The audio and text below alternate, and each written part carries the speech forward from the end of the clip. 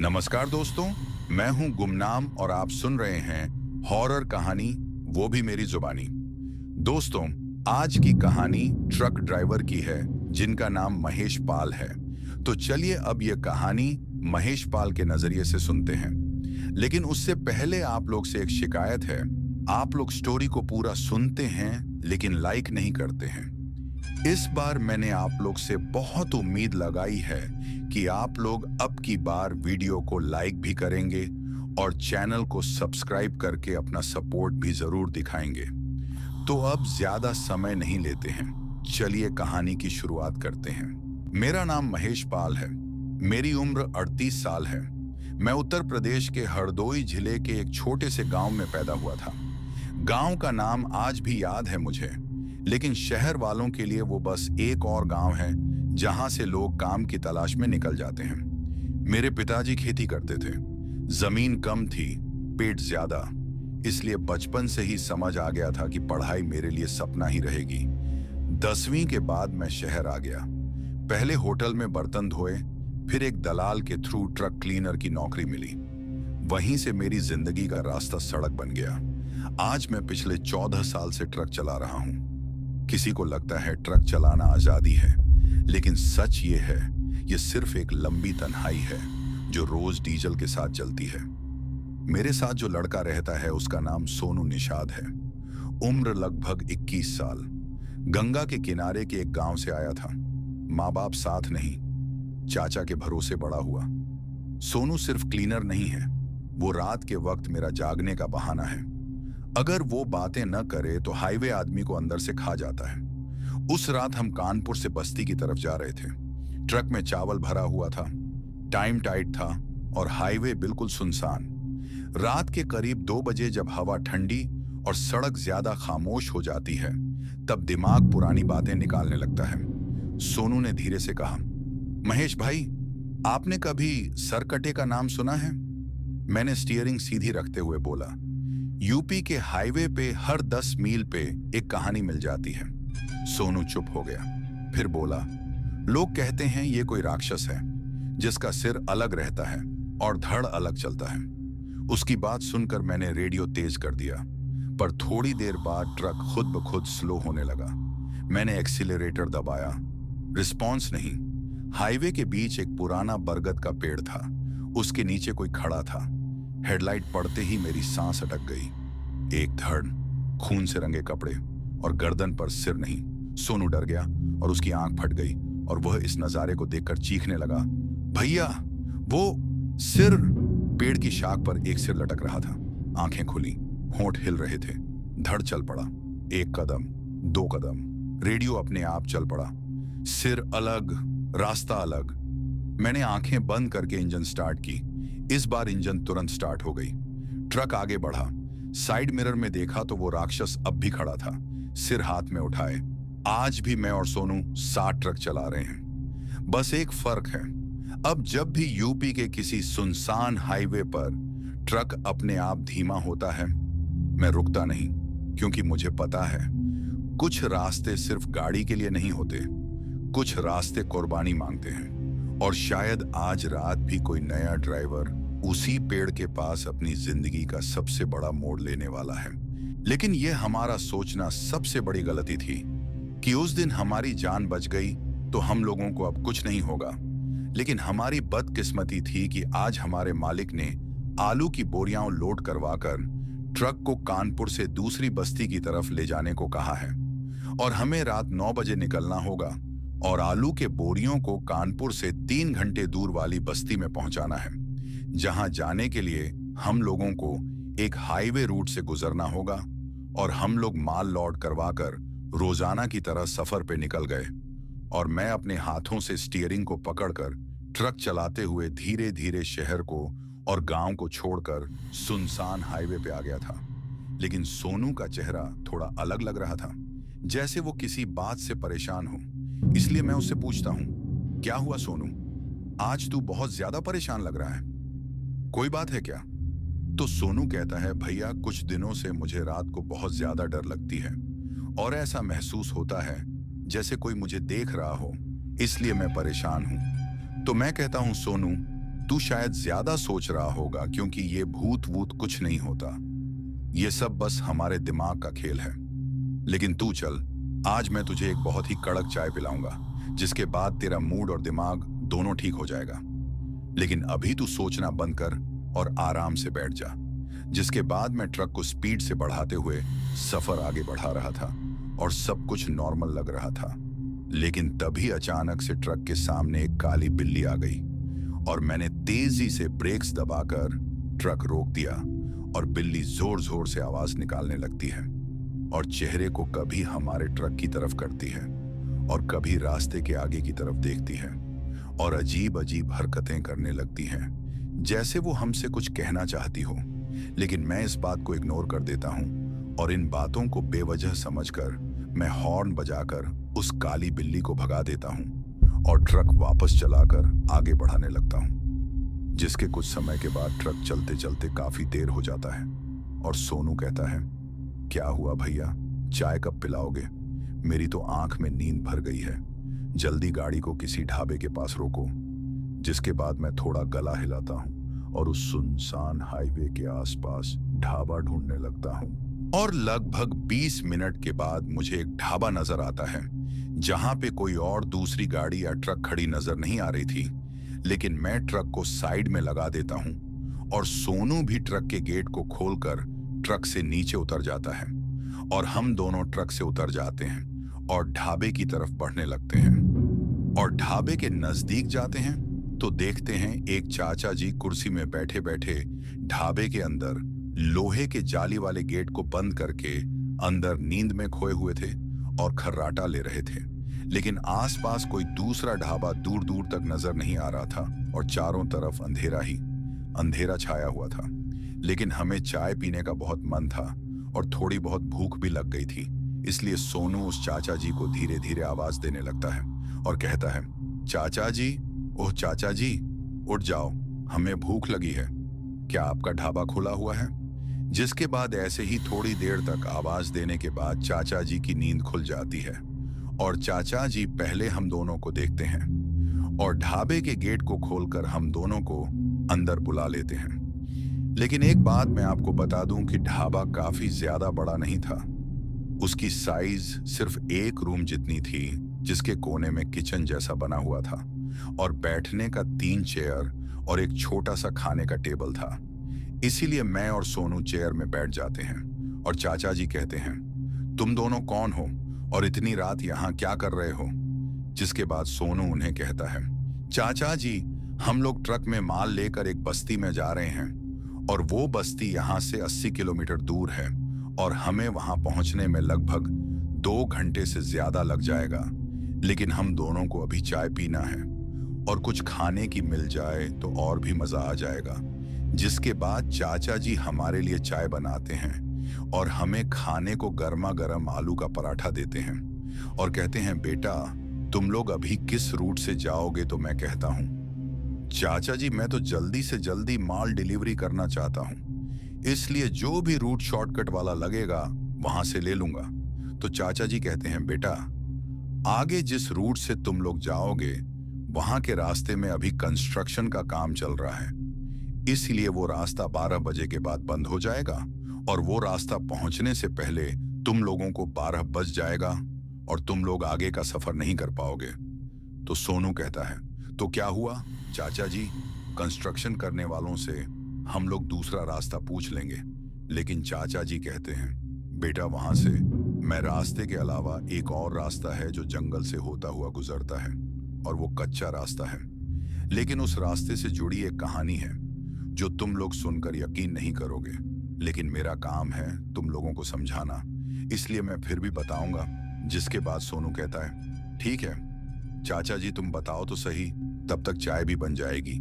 जिसके बाद चाचा जी की आवाज थोड़ी सी अलग हो जाती है और चाचा जी कहते हैं, आज से 70 साल पहले जब ये रास्ते और हाईवे सही से बने नहीं थे और आसपास कुछ गांव बसे हुए थे, तब लोगों की जिंदगी काफी आसान और साधारण हुआ करती थी। लोग एक दूसरे के साथ मिलजुल कर रहते थे। लेकिन उस जंगल वाले कच्चे रास्ते के पास एक गांव था जहां पे एक डाकू जैसा जमींदार था जो गांव वालों से जबरदस्ती पैसा वसूलता था। वो सिर्फ नाम का जमींदार था, लेकिन किसी गरीब की मदद नहीं करता था। उल्टा उन लोगों की जिंदगी को उसने जहन्नुम बनाकर रखा हुआ था। इसलिए एक दिन शहर से एक न्यूज रिपोर्टर और उसके साथ एक लड़की आई, जो उस छोटे से गांव के लोगों की परेशानी और जमींदार की सच्चाई को दुनिया के सामने लाए थे। लेकिन जमींदार जबरदस्ती गांव वालों के सामने अपने गुंडों के साथ उस न्यूज रिपोर्टर, जिसका नाम संजय था, उसे पकड़कर मार देता है और उसके सिर को धड़ से काटकर अलग करके फेंक देता है, जिसे देखकर उसकी पत्नी अंजलि भी आत्महत्या कर लेती है। और सारे गांव वालों के दिल में जमींदार के लिए और भी डर पैदा हो जाता है और धीरे धीरे उस गांव को छोड़कर काफी लोग दूसरे गांव में बिताने के लिए जाने लगे। लेकिन एक दिन एक मुसाफिर अपनी साइकिल लेकर रात के 8 बजे गांव से बाहर दूसरे गांव कुछ काम से जाने के लिए जंगल के रास्ते से गुजरता हुआ जाता है, तो अचानक से उसे ऐसा महसूस होता है जैसे कोई उसकी साइकिल के पीछे आकर बैठ गया हो। लेकिन जब वो पीछे मुड़ता है तो देखता है कि साइकिल तो खाली है, लेकिन वो मुसाफिर काफी तेजी से साइकिल चला रहा था। फिर भी साइकिल तेजी से आगे नहीं बढ़ रही थी। ऐसा महसूस हो रहा था जैसे कोई साइकिल में बैठ गया है और इसलिए साइकिल आगे नहीं बढ़ रही है। लेकिन मुसाफिर इस बात को ध्यान नहीं देता है और आगे साइकिल चलाते हुए जाने लगता है। तभी उसे आगे न्यूज रिपोर्टर जैसे कपड़ों में एक आदमी नजर आता है, जो गांव के कपड़ों से थोड़ा सा अलग था, लेकिन इतना ज्यादा मॉडर्न भी नहीं था। इसलिए मुसाफिर सोचता है कि इतनी रात को इस रास्ते में ये कहां से आ गए। जिसके बाद वो अनजान न्यूज रिपोर्टर जैसा दिखने वाला आदमी उस मुसाफिर को हाथों से इशारा करके रोक देता है और कहता है, भैया मुझे लिफ्ट चाहिए, क्या आप मुझे अपने साइकिल के पीछे बैठने दे सकते हो, क्योंकि मुझे भी आगे वाले गांव में जाना है। इसलिए मुसाफिर, जो काफी साफ दिल का था, वो उस अजनबी आदमी को साइकिल के पीछे बैठा लेता है और उस अंधेरे हाईवे से होते हुए गांव की तरफ बढ़ने लगता है। और कुछ देर तक साइकिल चलाने के बाद मुसाफिर उस अजनबी आदमी से बात करने की कोशिश करता है, लेकिन पीछे से कोई जवाब नहीं आता।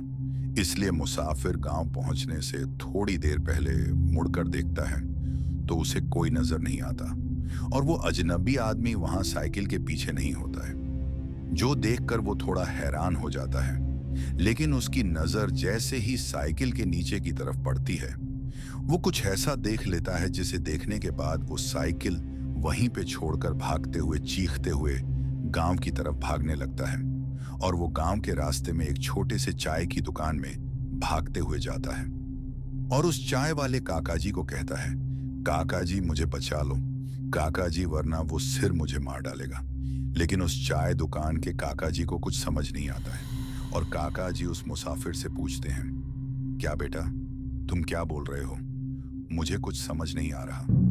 तभी मुसाफिर उन्हें सारी बात बताता है और कहता है कि साइकिल के सीट पे एक बहुत ही डरावना राक्षस जैसा किसी का सिर्फ सिर गिरा हुआ था, जिसकी आंखें खुली हुई थीं और वो मेरी तरफ देखकर बहुत ही डरावनी मुस्कुराहट से मुस्कुरा रहा था, जिसे देखकर मुझे लगा कि अब मैं मर जाऊंगा, लेकिन बहुत हिम्मत से भागते हुए यहाँ आया हूँ। जिसके बाद ऐसे ही जो भी मुसाफिर या इंसान उस हाईवे वाले रास्ते से गुजरता, उसे एक सर कटा का सिर जरूर नजर आता।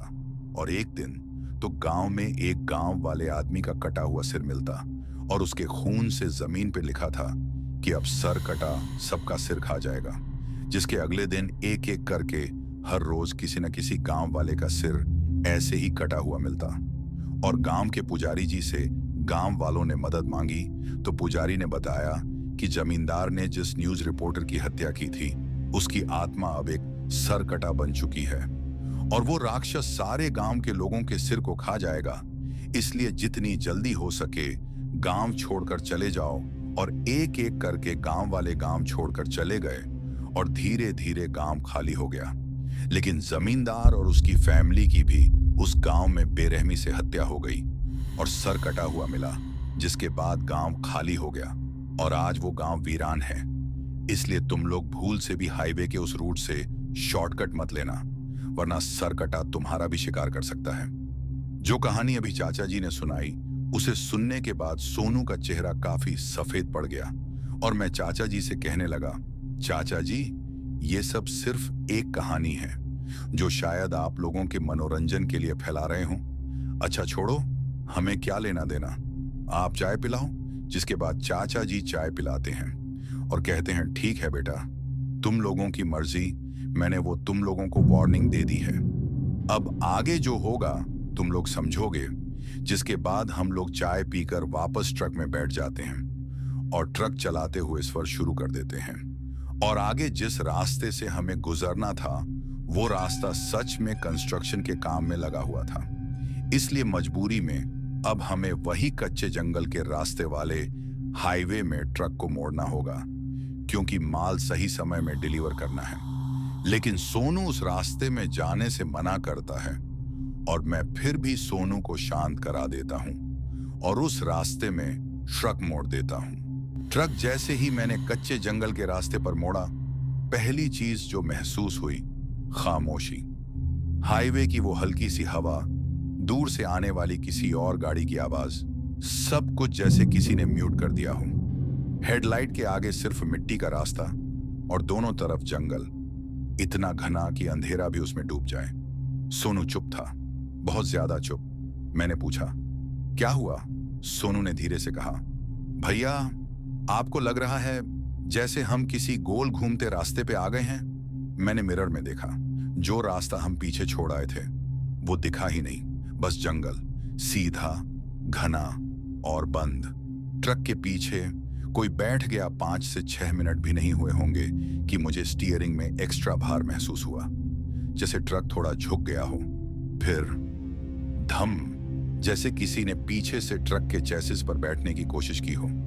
सोनू ने तुरंत पूछा, भैया, माल तो ठीक से बंधा हुआ है ना? मैंने कहा, चावल या आलू हो, चलती गाड़ी में ऐसे नहीं हिलते।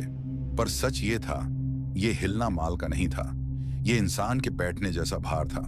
रास्ता पीछे से बंद होता गया। मैं स्पीड बढ़ाता हूं, 20, 30, 40, पर हेडलाइट का व्यू सेम का सेम, जैसे जंगल आगे बढ़ रहा हो और रास्ता पीछे से निकल रहा हो।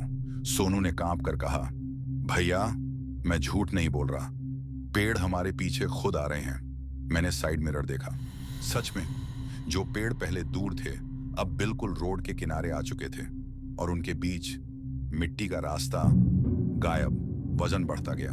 ट्रक का सस्पेंशन अब साफ महसूस होने लगा। एक झटका, 2 झटके, जैसे एक के बाद एक कोई बैठ रहा हो। सोनू ने अपना सीट बेल्ट पकड़ लिया, उसकी आवाज टूट रही थी, भैया, आपको याद है चाचा जी ने क्या कहा था? सर कटा सिर नहीं, कुर्बानी ढूंढता है। तभी रेडियो खुद ब खुद ऑन हो गया। वही घिसी पिटी आवाज, जैसे कोई टेप फट चुकी हो। पीछे पीछे मत देखना, वहां से रास्ता बंद होता है। ट्रक के ऊपर से आवाज अचानक चैट, जैसे कोई ट्रक के ऊपर चढ़ रहा हो। लोहे की बॉडी पर उंगलियों के घिसने की आवाज। सोनू चीख पड़ा, भैया, कोई ऊपर है। और उसी पल ट्रक और भारी हो गया, जैसे अब सिर्फ एक नहीं, बहुत सारे लोग बैठ चुके हों। एक आवाज जो ड्राइवर सीट के पास आई। मैंने आंखें रोड पर जमाए रखी। तभी मेरे कान के पास एक ठंडी सांस महसूस हुई और एक बिल्कुल धीमी आवाज, महेश पाल, मेरा नाम। मैंने किसी को नहीं बताया था यहां मेरा पूरा नाम। सोनू भी सुन चुका था। उसकी सांस रुक गई। आवाज फिर बोली, गाड़ी मत रोको, हम पीछे ही थे, अब साथ चल रहे हैं। सोनू ने पीछे देखा। मैंने चिल्लाकर कहा, सोनू, पीछे मत देखना। पर डर में आदमी कब सुनता है। सोनू ने पलट कर देखा और उसकी चीख जंगल में घुल गई। भैया, पीछे कोई चेहरा नहीं है, बस धड़ और उनके हाथों में सिर। मैं मिरर नहीं देख पाया, पर मुझे महसूस हो गया जंगल रास्ता जिंदा हो चुका था। एंड नहीं, सिर्फ शुरुआत। ट्रक चल रहा था, इंजन चल रहा था, पर हम कहीं पहुंच नहीं रहे थे। बस जंगल, भारी होता ट्रक और पीछे से बंद होता रास्ता, और रेडियो पर एक आखिरी लाइन, जो जंगल के रास्ते शॉर्टकट लेता है वो अकेला नहीं जाता। जैसे ही सोनू ने पीछे देखा और चीखा, धड़ाम, ट्रक के दोनों दरवाजे एक साथ बंद हो गए। मैंने रिफ्लेक्स में हैंडल खींच के देखा, लॉक। पावर लॉक की आवाज भी नहीं आई, जैसे किसी ने अंदर से नहीं, ट्रक के अंदर ही से बंद किया हो। सोनू का गला सूख चुका था। उसके होंठों से आवाज मुश्किल से निकली, भैया दरवाजा खुल नहीं रहा। विंडो के बाहर धड़ ही धड़ हेडलाइट की रोशनी में अब जंगल साफ दिखता था, पर जंगल खड़ा नहीं था, वो चल रहा था। पेड़ों के बीच बीच बिना सिर के धड़ रोड के किनारे चल रहे थे। किसी के हाथ लटके हुए, किसी के कपड़े खून से सूखे हुए, किसी के गले से हवा से सीटी जैसी आवाज निकल रही थी, और सब ट्रक के साथ साथ चल रहे थे। सोनू ने कांप कर कहा, भैया ये लोग गाड़ी के साथ चल क्यों रहे हैं? मेरे पास जवाब नहीं था। कैबिन के अंदर तीसरी सांस इंजन चल रहा था, फैन चल रहा था, फिर भी मुझे एक ठंडी सांस अपनी गर्दन के पास महसूस हुई। एक नहीं, दो नहीं, तीसरी। सोनू ने मेरी तरफ देखा, उसकी आंखों में पानी था। भैया आपको भी लग रहा है ना जैसे कोई और भी यहीं है? मैंने झूठ बोल दिया, नहीं, पर सच ये था, ड्राइवर सीट के पीछे कोई बैठा था। रेडियो नहीं, डैशबोर्ड बोल रहा था, रेडियो बंद था। फिर भी आवाज आई सीधा डैशबोर्ड के अंदर से, दरवाजा बंद है क्योंकि तुम अब मेहमान हो। स्पीडोमीटर का नीडल खुद ब खुद 0 पर आ गया। ट्रक रुक गया, पर इंजन बंद नहीं हुआ। बाहर से थप थप थप थप, जैसे कोई ग्लास पर उंगली से नॉक कर रहा हो। सोनू ने आंखें बंद कर ली। भैया प्लीज मत देखो। पर मैं देख चुका था। साइड विंडो के बाहर एक धड़ खड़ा था, और उसके हाथ में 2 सिर, एक पुराना मिट्टी से भरा और एक नया, बिल्कुल साफ, आंखें बंद, जैसे सोने वाला हो। मेरा गला जम गया। सर कटा का नियम कैबिन के अंदर आवाज फिर आई, गाड़ी चलाने के लिए डीजल चाहिए और जंगल से निकलने के लिए सिर। सोनू चीख पड़ा, भैया मैं कुछ नहीं करूंगा, मैं घर जाना चाहता हूं। आवाज हंसी, घर सिर के साथ जाते हैं।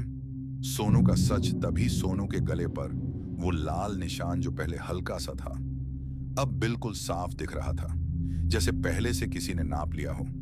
सोनू ने धीरे से कहा, भैया मुझे लगता है ये मुझे देख रहा था। कई रातों से। मैंने स्टीयरिंग को जोर से पकड़ा, मैं किसी को नहीं दूंगा। दरवाजा थोड़ा सा खुला। अचानक ड्राइवर साइड का लॉक क्लिक की आवाज के साथ थोड़ा सा खुला, सिर्फ इतना कि हवा अंदर आ सके, और हवा के साथ एक ही बात, फैसला करो ड्राइवर, रास्ता बंद होता जा रहा है। बाहर देखा तो जंगल बिल्कुल पास आ चुका था। पेड़ों के बीच सिर लटक रहे थे जैसे फल। क्लिफ के किनारे ट्रक धीरे धीरे आगे खिसक रहा था। आगे अंधेरा गहरा था। सोनू मेरी तरफ देखता है, आखिरी बार, भैया अगर मैं नहीं रहा तो मेरी मां के पास मत जाना, उसे लगता है मैं शहर में काम करता हूं। मेरे हाथ कांप रहे थे। जैसे ही वह आवाज बोलकर खामोश हुई, एकदम से सब कुछ नॉर्मल हो गया। रेडियो बंद, वजन गायब, ट्रक का इंजन स्मूथ। जंगल जो अभी तक सांस लेता लग रहा था, अब बस जंगल था। सोनू और मैं दोनों एक दूसरे को देखकर कुछ सेकंड्स तक चुप रहे। सोनू ने धीरे से पूछा, भैया ये सब खत्म हो गया क्या? मैंने कोई जवाब नहीं दिया, बस एक्सेलरेटर पर पैर जोर से दबा दिया। ट्रक तेजी से दौड़ने लगा। मुझे बस एक ही बात दिमाग में थी, यहां से निकलना। वीरान गांव का दिखना। 10 से 12 मिनट बाद हेडलाइट के दायरे में कुछ टूटे हुए घर दिखने लगे। मिट्टियाली दीवारें, छत गिरी हुई और एक आधा टूटा हुआ बोर्ड। पूरा नाम घिस चुका था। सोनू ने कहा, भैया गांव लग रहा है। मैंने चैन की सांस ली। इंसान होंगे, मदद मिल जाएगी। पर जैसे ही गांव के अंदर घुसे, ट्रक बंद हो गया। ना इंजन, ना सेल्फ, ना आवाज, सिर्फ खामोशी। मदद के लिए भागना, हम दोनों बिना कुछ सोचे ट्रक से उतरकर गांव के अंदर भागने लगे। गलियां बिल्कुल सुनसान, कहीं कुत्ता भी नहीं भौंका। सिर्फ 2 घर ऐसे थे जिनमें हल्का सा दिया जल रहा था। सोनू पहले घर के दरवाजे पर जोर जोर से नॉक करता है, बचाओ, कोई है क्या? अंदर से आवाज आई, पर दरवाजा नहीं खुला। दूसरे घर पर गए, वही हुआ। अंदर लोग थे, पर दर खोलने को तैयार नहीं। अंदर से एक औरत की आवाज आई, यहां मत रुको, रात को बाहर वालों के लिए जगह नहीं। दरवाजा फिर से बंद। सोनू का चेहरा सफेद पड़ चुका था। भैया ये लोग हमसे क्यों डर रहे हैं? अनजान बूढ़ा चाचा जी। तभी पीछे से लकड़ी के सहारे चलने की आवाज आई। तुम दोनों? हम दोनों एकदम पलटे। एक बूढ़े चाचा जी, पतली सी बॉडी, सफेद दाढ़ी, आंखों में अजीब सा बोझ। उन्होंने धीरे से कहा, यहां खड़े मत रहो, चलो। सोनू ने तुरंत पूछा, आप कौन हो चाचा जी? बूढ़े ने बस इतना कहा, जो यहां अभी भी जिंदा है। बूढ़े का घर, उनका घर गांव के किनारे था, छोटा सा पर साफ। अंदर घुसते ही उन्होंने दरवाजा अंदर से बंद कर दिया, दिया जलाया और हम दोनों को बैठने को कहा। फिर सीधा सवाल, सच सच बताओ, तुम दोनों इस मनहूस गांव में कैसे आ गए? मैंने पूरी बात बता दी, जंगल, रास्ता, ट्रक और जो हमने देखा। बूढ़े ने आंखें बंद कर ली। फिर वो तुम्हारे पीछे आ गया। सोनू का गला सूख गया। कौन? बूढ़े ने धीरे से कहा, सर कटा। गांव का सच बूढ़े ने बताया। यह गांव पहले भरा पूरा था, पर जब जंगल के रास्ते से लोग शॉर्टकट लेने लगे, सर कटा यहां बस गया। जो यहां रात में आता या तो सिर छोड़ जाता या यहीं रह जाता। मैंने पूछा, पर बाकी लोग? बूढ़ा हंस दिया, पर हंसी में दर्द था। जो घर तुमने बंद देखे वो जिंदा लोगों के नहीं, दरवाजों के पीछे छुपे हुए लोगों के हैं। दिन में जिंदा, रात में मुर्दा। सबसे भयानक बात, बूढ़े ने सोनू की तरफ देखा और बोला, लड़का, तुम्हारा साया ठीक नहीं है। सोनू घबराया। मतलब? बूढ़े ने दिया उठाकर सोनू के पैरों के पास रखा। सोनू का साया सिर के बिना था। कमरे में एकदम सन्नाटा छा गया। सोनू चीख पड़ा, भैया, मेरा साया! बूढ़े ने कहा, सर कटा एक बार जिसे देख ले, वो सिर्फ रास्ता नहीं ढूंढता, उसका सिर पहले ही चुन लेता है। बूढ़े की वार्निंग। बूढ़े ने हम दोनों को देखा। सुबह होने से पहले तुम्हें फैसला लेना होगा, या तो गांव में छुप जाओ और धीरे धीरे गायब हो जाओ, या फिर सर कट्टा का सामना करो और सिर्फ एक ही वापस जाएगा। बाहर हवा तेज हो गई, दिया हिलने लगा और दूर कहीं से रेडियो जैसी आवाज आई, सर अलग, फैसला अलग। बूढ़े चाचा जी की बात खत्म भी नहीं हुई थी कि बाहर हवा एकदम से रुक गई। ना पत्तों की सरसराहट, ना कीड़े मकोड़ों की आवाज, जैसे पूरा गांव सांस रोककर सुन रहा हो। दिया एक बार तेज जलाया, फिर कांपने लगा। बूढ़े चाचा जी ने धीरे से कहा, वो आ गया। सोनू का हाथ मेरी बाहों में जम गया। भैया, कौन? बूढ़े ने दरवाजे की तरफ देखा, जिसका इंतजार यह गांव पिछले 70 सालों से कर रहा है। पहला कदम, गांव के बाहर से धुप धुप, मिट्टियों पर भारी कदमों की आवाज। पर कदमों के बीच एक और आवाज भी थी, घसीटने की, जैसे कोई चीज जमीन पर रगड़ते हुए चली आ रही हो। सोनू ने कांप कर कहा, भैया, ये आवाज सीधी गांव के अंदर आ रही है। बूढ़े चाचा जी ने दिया बुझा दिया। रोशनी पसंद नहीं करता वो। सर कटा का पहला दर्शन, दरवाजे के नीचे से अंधेरा अंदर घुस आया। फिर दरवाजे पर थप थप, पर नॉक उंगली से नहीं, सिर से हो रही थी। हाँ, सिर से। दरवाजे के बाहर से एक भारी आवाज, दरवाजा खोल दो, मेहमान आया है। सोनू चिल्लाने वाला था, पर बूढ़े ने उसका मुंह बंद कर दिया। आवाज नहीं, वरना पहले तुम जाओगे। गांव के दरवाजे खुलने लगे। बाहर से एक के बाद एक दरवाजों के खुलने की आवाज आने लगी, पर कोई बाहर नहीं निकला। सिर्फ एक चीज बाहर आई, सिर। अलग अलग उम्र के, किसी के बाल सफेद, किसी के बाल बच्चे जैसे। वो सब घर के बाहर गिरते जा रहे थे और उनके पीछे से धड़ चलकर बाहर आ रहे थे, बिना सिर के, पर बिल्कुल सीधे। सर कटा गांव के बीच, गांव के चौराहा पर अब वो पूरा रूप दिखा। एक बड़ा सा धड़, खून से सूखा हुआ कुर्ता और दोनों हाथों में 2 सिर, एक पुराना, एक नया। पुराना सिर मुस्कुराया, नया सिर अभी आंखें खोलने वाला था। सर कटा बोला, गांव ने मुझे भूखा रखा, आज ड्राइवर और हेल्पर आए हैं। सोनू का साया दीवार पर बिल्कुल हिल गया। सर कटा ने तुरंत देखा, इसका साया तो पहले ही हल्का है। बूढ़े का सच, आधा। बूढ़े चाचा जी ने कांपते हुए कहा, महेश, मैं तुझे एक बात नहीं बता पाया। यह गांव मुझे जिंदा इसलिए रखता है क्योंकि मैं हर बार किसी और को आगे कर देता हूं। मेरा दिमाग सुन्न हो गया। मतलब? बूढ़े ने मेरी तरफ देखा। इस बार गांव का नियम टूट गया है। सर कटा घर के अंदर दरवाजा खुद ब खुद खर्र की आवाज के साथ खुल गया।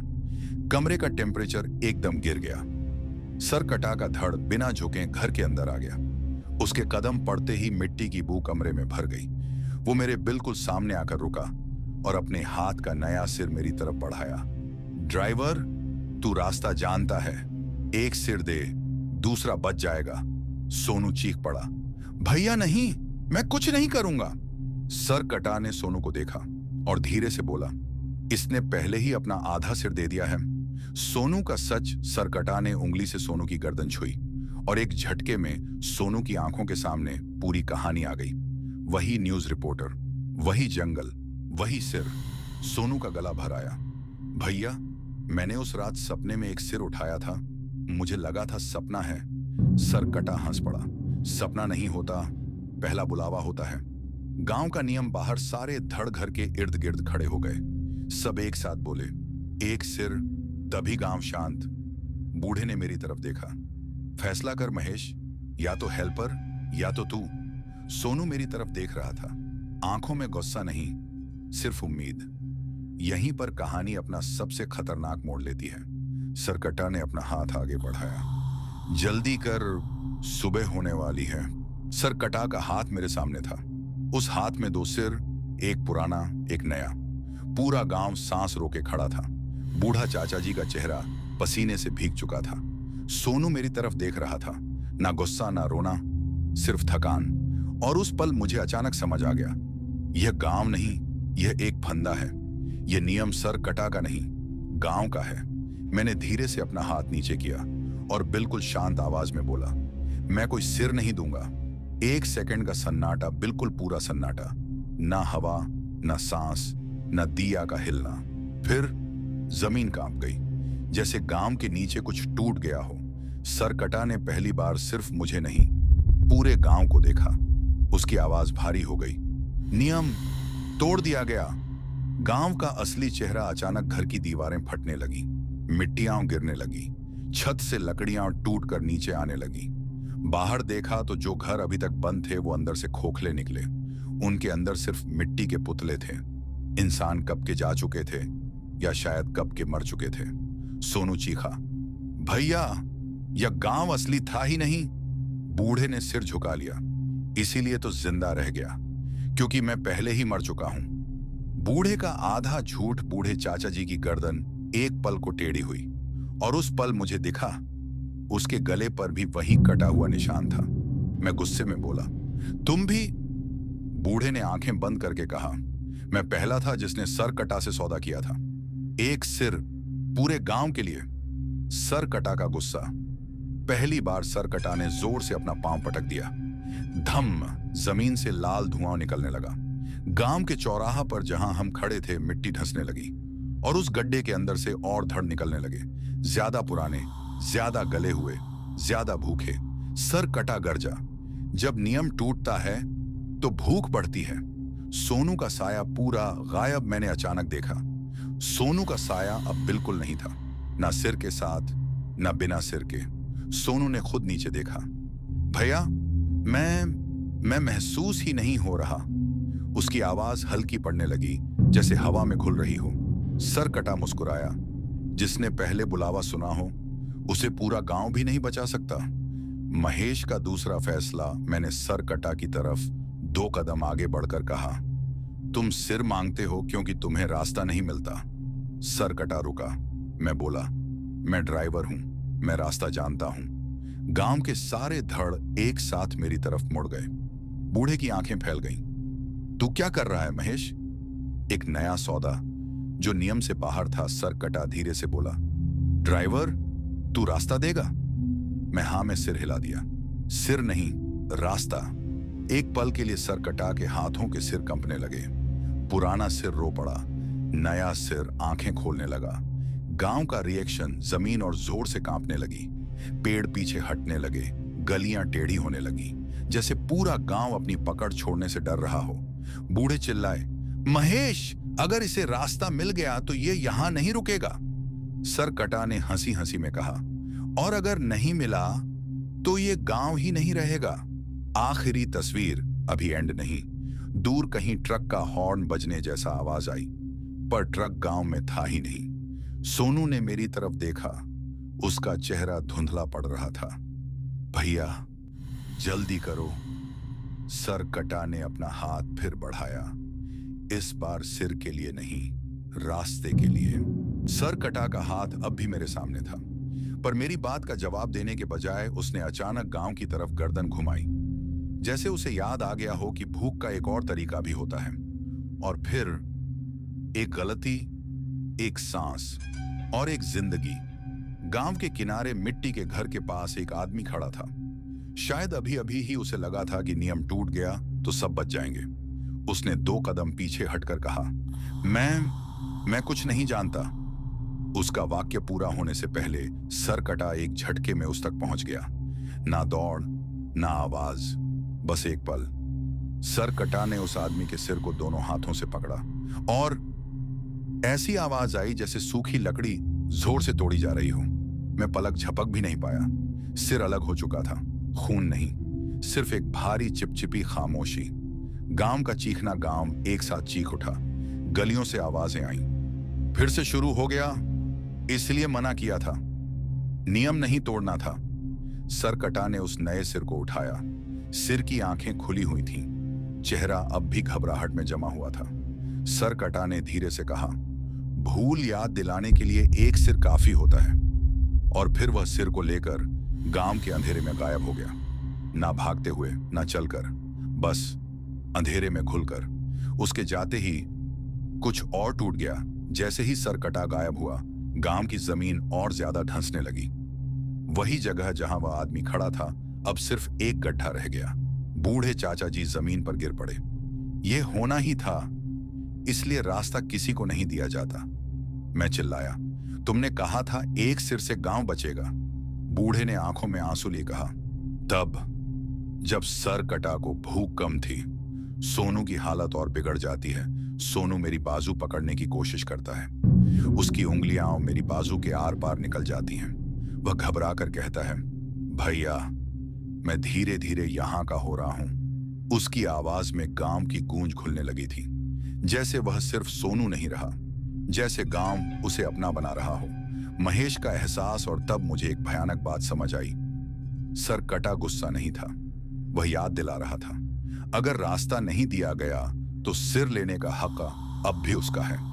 और अगर रास्ता दिया गया तो वह यहां से निकल जाएगा, लेकिन अपनी भूख कहीं और ले जाएगा। दूर से आवाज आती है। अंधेरे जंगल के पार से फिर से आवाज आई, धूम, ट्रक के इंजन की। सोनू ने धीरे से कहा, भैया वह रास्ता मांग रहा है। बूढ़े ने मेरी तरफ देखकर सिर्फ इतना कहा, जो रास्ता तुम दिखाओगे उसी पर कल कोई और ट्रक चलेगा। सरकटा जैसे ही गुस्से में उस आदमी का सिर तोड़कर जंगल की तरफ ले गया। पूरा गांव एक पल के लिए बेजान हो गया। कोई चीख नहीं, कोई रोना नहीं, सिर्फ हवा का एक भारी झोंका जो मिट्टी और खून की मिलीजुली बू लेकर आया। और तभी, चलो अभी, बूढ़े चाचा जी ने मेरी कलाई जोर से पकड़ ली।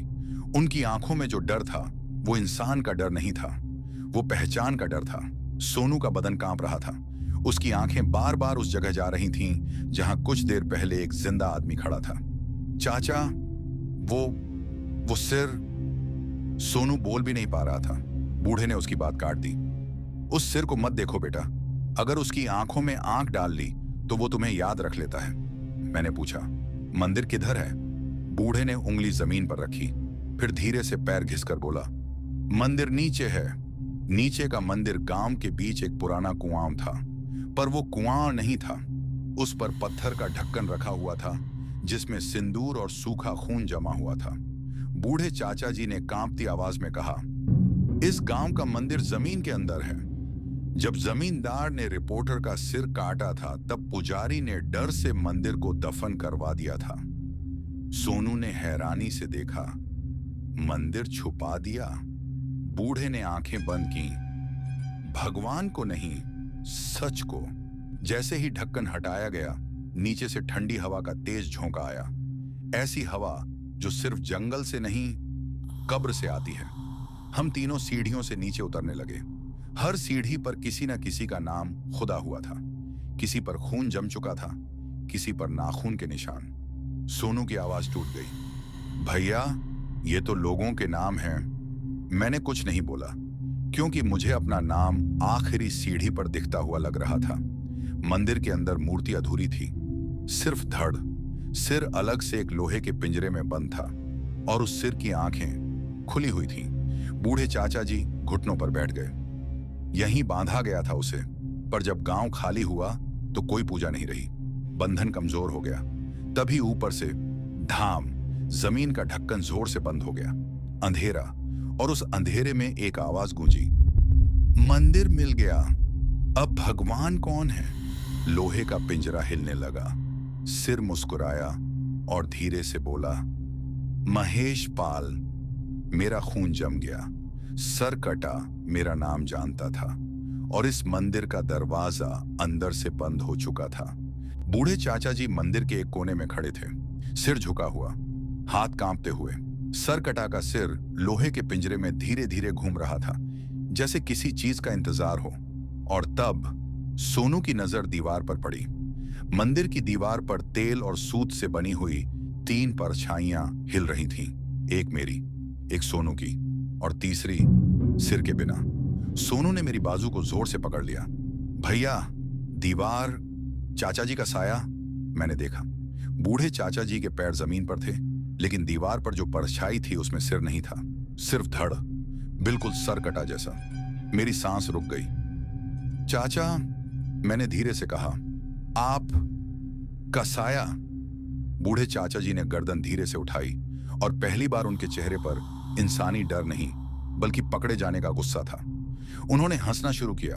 वो हंसी बूढ़े की नहीं थी, वो आवाज मंदिर की दीवारों से टकराकर वापस आ रही थी।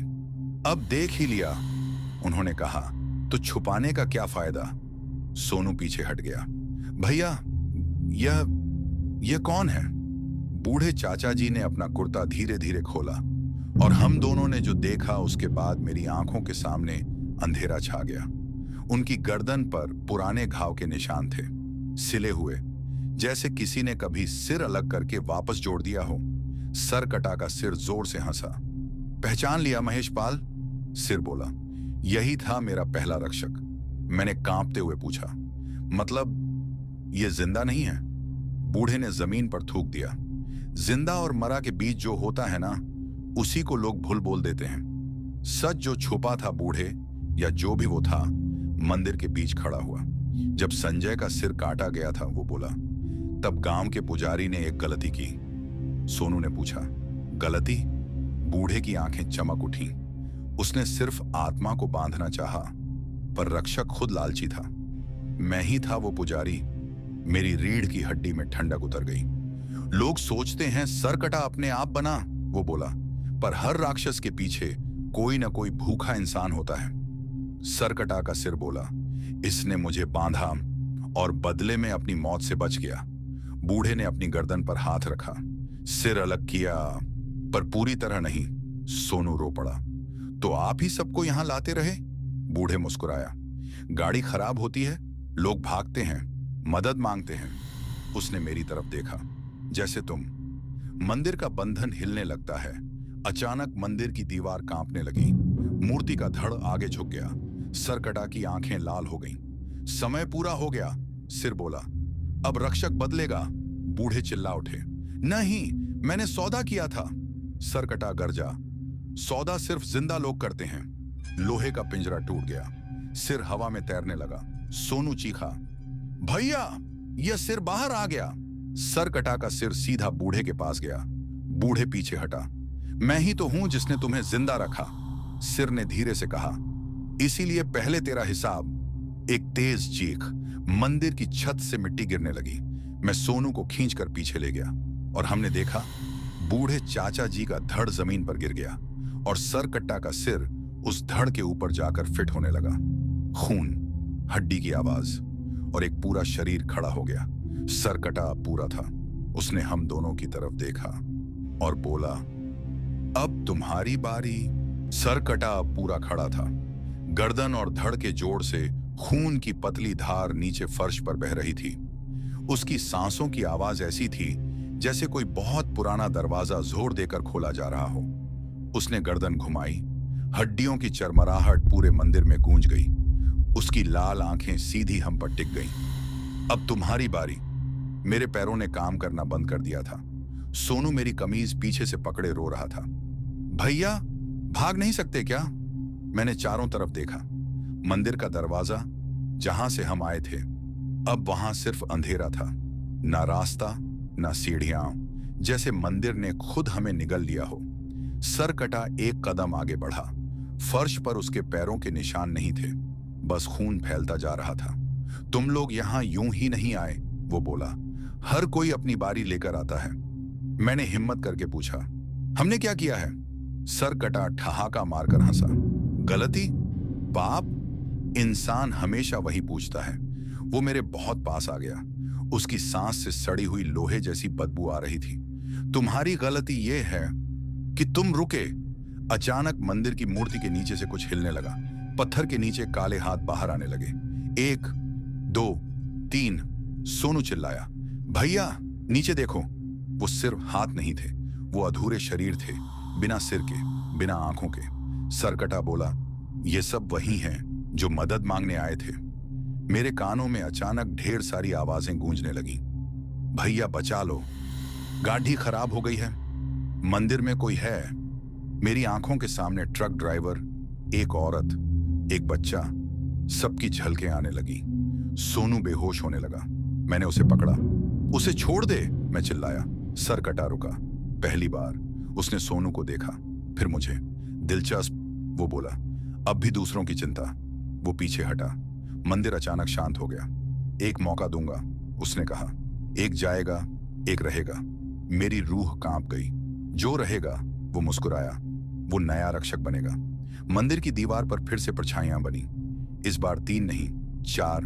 एक मेरी, एक सोनू की, एक सरकटा की, और चौथी जो अभी किसी की नहीं थी। सरकटा ने कहा, चुनो। मैंने सोनू की तरफ देखा। वो मेरी बाह में बेहोश पड़ा था। मंदिर की घंटी अपने आप बजने लगी, धीरे और तेज। मेरे कानों में बूढ़े चाचा जी की आखिरी हंसी गूंजी। हर मंदिर को रक्षक चाहिए।